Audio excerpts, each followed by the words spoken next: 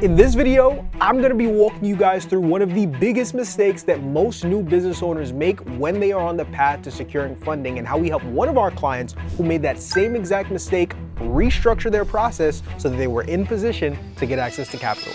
Let's begin. Okay, what is going on, family? Very excited for this video. I feel like I say that before every video. I'm always excited for every video.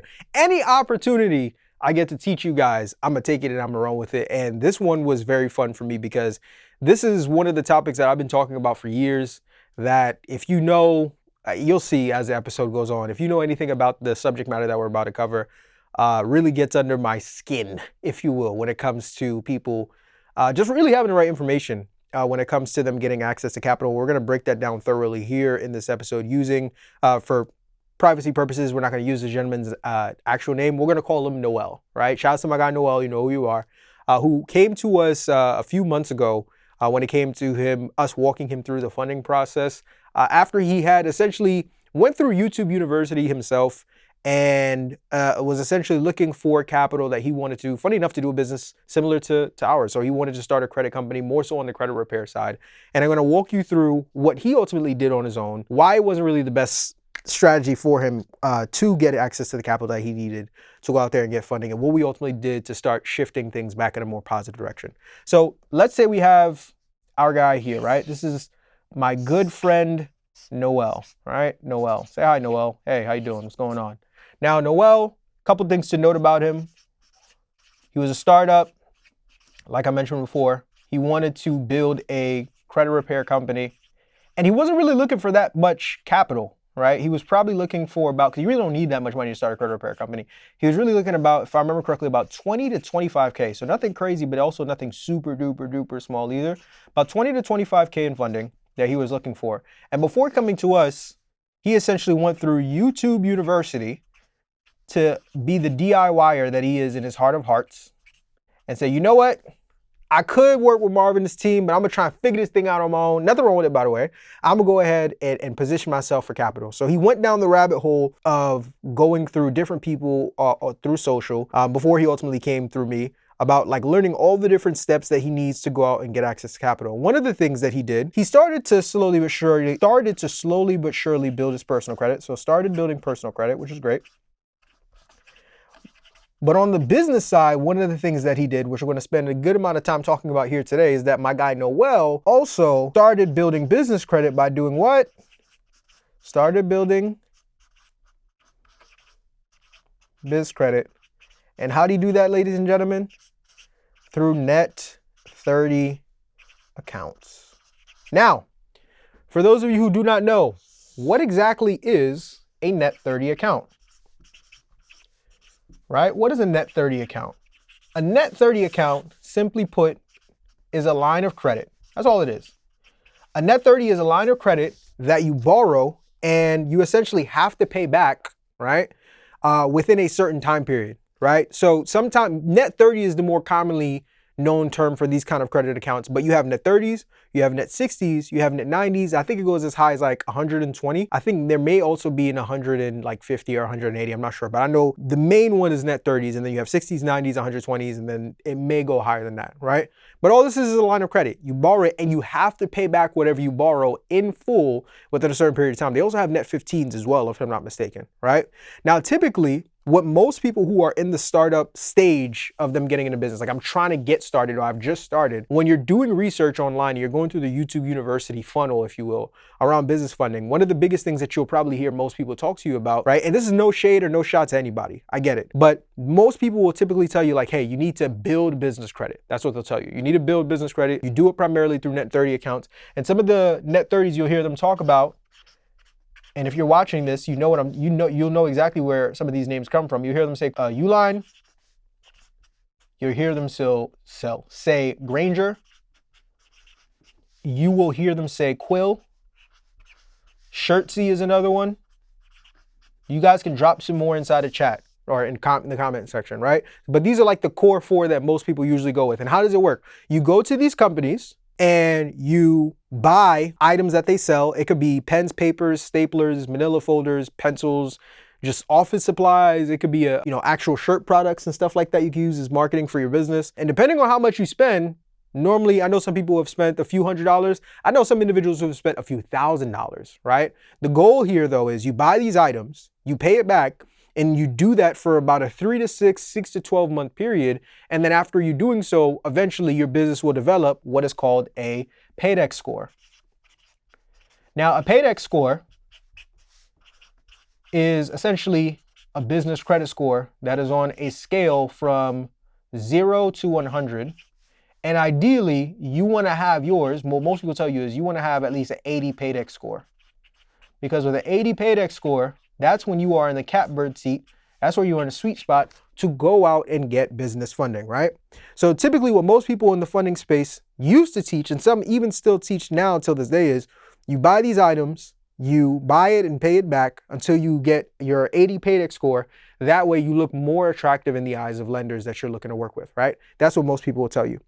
Here's where this, in my opinion, has a huge hole from my experience, not just getting myself funded, but getting countless other individuals funding, and also speaking with relationship managers at national banks, regional banks, and credit unions all across the country every single day. I have sat down with multiple business bankers and relationship managers, from Chase to Truist, American Express, Wells Fargo, PNC, KeyBank, Truist, M&T Bank, Citizens Bank, you name it, I promise you I've spoken with someone who works at one of these institutions. Never have I ever heard any of these individuals. I always ask the same question in the year 2024, 2025, 2026. What are you guys looking for when it comes to what's the biggest needle movers when it comes to getting access to capital? The two primary things that most of these relationship managers talk about: personal credit and business credit. Sorry, not business credit. I'm bugging. Personal credit and relationship banking. That's the big two. I've spoken to as many relationship managers as you can think of. And every single time I ask them, has anything changed this year compared to last year in terms of what you guys care about when you ultimately are deciding not only if you're going to approve somebody for funding, but how much funding you're going to go ahead and give them? It always comes back to these two things. It's either its personal credit has to be in position, and also what is the strength of the relationship that business already has with us, right? So not just if you have a good credit score, but hey, listen, do you have, 3 to 5 comparable credit cards already, right? With high limits, let's say 7.5K or higher, right? Do you have, low inquiry count, right? Do you have 100% payment history? Do you have at least 2+ years of credit history, right? Do you have a good mix of credit between revolving and installment accounts, right? Do you or do you not? And then on the relationship banking side, do you have checking, and savings accounts? With these accounts that you may have, do you have them on the business and on the personal side? And then also, how consistent are your deposits? Right? How consistent are your deposits? If you ask any relationship manager in the country right now, would you rather, does this bank, would y'all rather work with somebody that has terrible personal credit and no relationship with y'all, but they got an 100 Paydex score, versus somebody with great personal credit, they have a great relationship with you guys, and they've never ever built their Paydex up near not once? Most, if not most, all relationship managers are going to tell you that they'll take the personal credit and relationship over the Paydex score. I've never even heard the Paydex get mentioned with a lot of these different banks that I work with. And that's not to kill the messenger. That's not to say that you guys shouldn't or you can't go out here and build this up, especially if you've already started. But what I'm explaining to you guys is a lot of the time, energy, and resources you're putting into that, if you put half of that into getting your personal credit right and your relationship with these lenders right, getting access to funding actually becomes way more simpler than what you're doing. So we had that same conversation with Noel. He started getting a little, I'm joking, but he was a little hurt by it, right? Because he kind of felt, that he had wasted his time. And obviously, I had let him know that, like, hey, it's totally fine. Like, good news is, like, At least you already are starting to put yourself in position on the personal credit side. But we essentially saved him way more money that he otherwise would have been wasting, buying these things that he didn't need versus taking some of that money and putting it into an account with the lenders that he was looking to work with, right? Or taking some of those resources and building up his credit. And that's exactly what we went ahead and did for him. So once we unpacked this for him, here's the next steps that we went ahead and took with Noel so he was able to go out and get access to funding. Now, before we break down what those steps are, if you are watching this and you are tired of bumping your head against the wall when it comes to getting access to capital, and you want to work with actual financial professionals that have done it all, seen it all, and can put you in the best position to get access to funding, me and my team want to help put you and your business in the position it needs to secure the capital that you want to scale. All you have to do is click the link in the description below and head over to takeoffinancial.com. That's takeoffinancial.com, where you can go there, book a free consultation. We'll analyze your business through the same exact lens that an underwriter looks at it, and then from there walk you through step by step everything that you need to go out and get the funding that you need. That's takeoffinancial.com. But back to the video. All right, so what did we do after we helped Noel realize the error in his ways to actually give him what he needed to get in position? Well, first, once again, we talked about personal credit, we talked about relationship, right? So let's unpack those. So on the personal credit side with Noel, he already has started building his personal credit. But the problem is his file, ladies and gentlemen, was thin, right? He only had, when he came to us, about 2 credit builders at $500 a pop each. That's going to do something, but it ain't going to do a lot of nothing. It ain't going to do nothing, but it's going to do a little bit of something, right? So he had 2 credit builders. Essentially what we went ahead and did was we then took the foundation he established with the credit builders, and the next step for us was then having him apply to what I call 3 starter cards. So these are cards that aren't necessarily super duper strong, but are going to start to help you establish those primary lines of credit with larger limits that lenders want to see. The credit cards we had him apply for was Discover It Cashback Card, the Apple credit card, and the American Express Blue Cash. And we essentially let those cards sit for about 3 months, right? That's what we did on the personal credit side. Now, the goal was after we let those cards sit for 3 months, really it was about three months, but then once we let her wait a little bit longer, once we got to the 6-month mark with Noel, then from there, we asked for CLIs, better known as credit limit increases, right? The goal was to try, at that point, to get his limits above $7,500. Why $7,500? Because when you're applying for business funding, they have something called comparable credit, right? Comparable credit.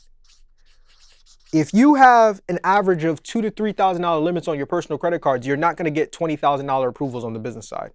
Conversely, if you have $7,500, $10,000, $11,000 limits on the personal credit side, you look more attractive to carry the amount of money that you're looking to get on the business side because you've already shown glimpses of it on the personal side. So we wanted to get them as close to that as possible with some of these credit cards versus just leaving them at the limits in which they were at.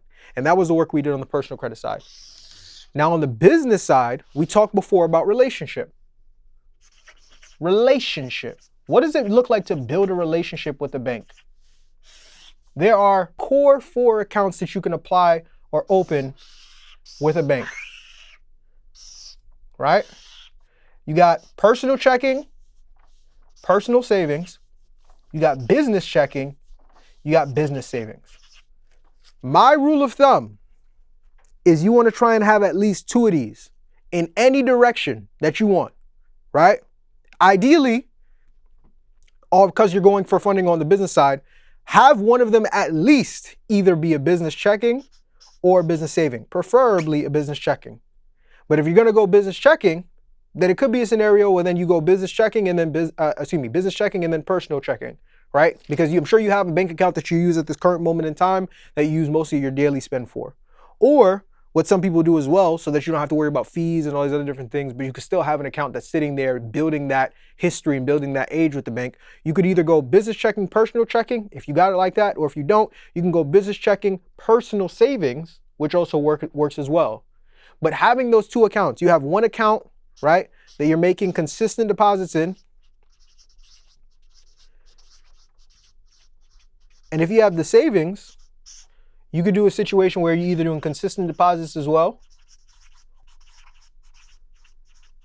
or, right, just have a lump sum sitting up in there for like the 3 to 6 month period while what's happening? While this is building. So while this is building, your relationship over here is building with these two accounts.